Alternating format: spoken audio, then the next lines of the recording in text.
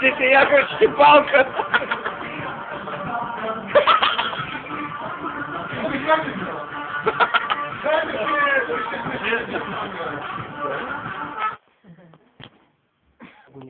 Значи първо, човек помирисва. Също нещо е с прелюбовта.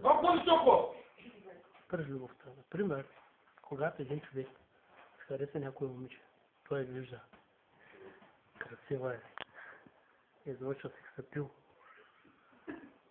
била се в нея, харесва и си казва, това момиче ще бъде моя. Но изведнъж престрашава се, пива си една ракийка и отива при нея. Обаче, какво се получава? Когато се приближава, тя мириш на кисел. Не се е къпела, не е чисто плътна. Но какво означава? Разваля цялата романтика. Човека, който е влюбен, изведнъж губи всякакъв интерес. Пак обонянието решава всичко. Затова обонянието е голямо качество. Когато се разболява човек, какво става? Обонянието го слабва, но само се задръства и се повечава по почта. Но няма да ви ги показвам, защото е лошо нещо. Когато се появят спойлите, се задръсват обонянието. И човек става някакси по-не толкова чувствителен. Оставаме му всичко и един вид е половин човек. И е такъв, губи се всякаква дарва. И коса не му е същия. Значи, който ми каже, че като е болен, му се яге, значи му лъжи. Значи, затова вие хора, които имате по-малко носове, не се смейте са нашите големи носове. Е, това е нос. Значи, виждате ли? Тук има гърбица.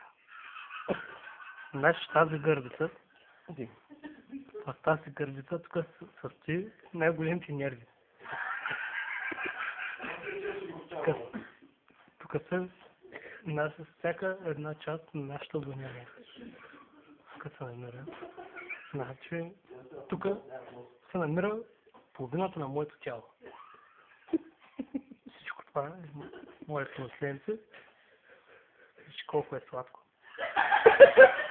Много се обичам. Значи, когато той се запуши, аз не излизам от нас. Защо да излизам? Няма смисъл. За всяка моя дарва няма мирис. Когато се запознаеш с някой момиче, тя може да мириш. Аз не мога да го разбера това. Жена, си имаш ли вече? Да. Значи, този ден установих нещо след дълги изследвания. 25 години изследвах. Установих, че едната ми ноздра е по-голяма от другата. Ето тая. Виждате ли?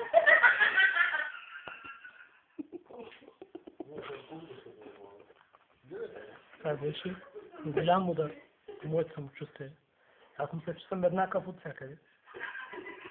Но тя е известно по-голяма. Тя си... Много страдах. Но... трябва да преодолее това нещо.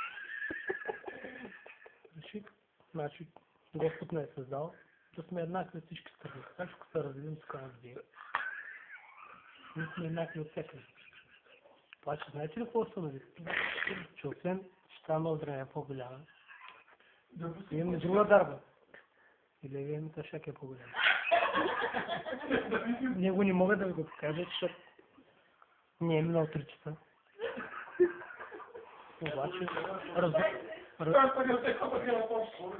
разрових се в интернет, да разбрах, че при всички хора е така. Някои неща са по-големи от други.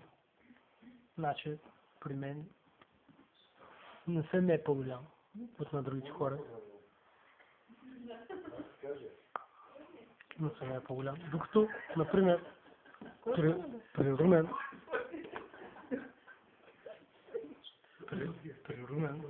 корема му е по-голям от на другите хора. Издържи.